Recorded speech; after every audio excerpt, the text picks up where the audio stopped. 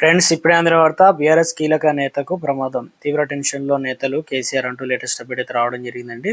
So ఆ వివరాలు ఏంటనేది కూడా వీడియోలో తెలుసుకుందాం. వీడియోని చివరి వరకు చూడండి, అర్థమవుతుంది. మరోసారి ఛానల్ వస్తే తప్పకుండా సబ్స్క్రైబ్ చేసుకొని చూస్తున్నారు కానీ లైక్ చేయడం మర్చిపోతున్నారు. వెంటనే లైక్ చేయండి. వివరాలకి అయితే వెళ్ళిపోదాం. బీఆర్ఎస్ నేత ఆర్ఎస్ ప్రవీణ్ కుమార్ కు సిట్ అధికారులు సిపి సజ్జనార్ నోటీసులు అయితే పంపించారు. సో నిన్న ఆల్రెడీ కేటీఆర్ అదేవిధంగా హరీష్ రావులకు సంబంధించి సిట్ అధికారులు కూడా విచారణ అయితే చేసే ప్రయత్నం చేశారు కదా.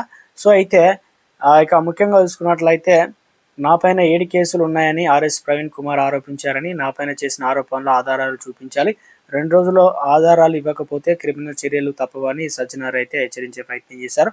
ఆర్ఎస్ ప్రవీణ్ అంటే ఏమన్నారంటే, శుక్రవారం మధ్యాహ్నం తెలంగాణ భవన్లో ఆర్ఎస్ ప్రవీణ్ కుమార్ మీడియాతో మాట్లాడారు. ఒక పోలీస్ అధికారి ఫోన్ ట్యాపింగ్ విషయం తనకు తెలుసునని, అత్యంత గోప్యంగా ఉంచాల్సిన ఈ అంశాన్ని రేవంత్ రెడ్డి బజార్న పడేశారన్నారు. బీఆర్ఎస్ పార్టీ నాయకులు వేధించేందుకు అక్రమ సిట్ని ఏర్పాటు చేశారన్నారు. సజ్జనార్ సిట్ అధికారిగా ఉన్నారని, ఆయనపై 7 కేసులు ఉన్నాయని, ఆయన సిట్ చీఫ్గా ఉండడం ఏందన్నారు. ఫోను ట్యాపింగ్ కేసును విచారించే నైతిక హక్కు సజ్జనార్, శివధర్ రెడ్డి ఇద్దరికీ లేదని ప్రవీణ్ కుమార్ అన్నారు. దీంతో తాజాగా స్పందించిన సజ్జనార్ తనపైన ఉన్న 7 కేసుల వివరాలు ఇవ్వాలని ఆర్ఎస్ ప్రవీణ్ కుమార్కు నోటీసులు అయితే ఇచ్చారనమాట. సో ఇక ఇటీవల కాలంలో సిట్ విచారించిన సందర్భంగా నేను సిట్ని అయితే అంటే ముఖ్యంగా కొన్ని ప్రశ్నలు అడిగాననే విధంగా చెప్పడం కేటీఆర్ సైతం.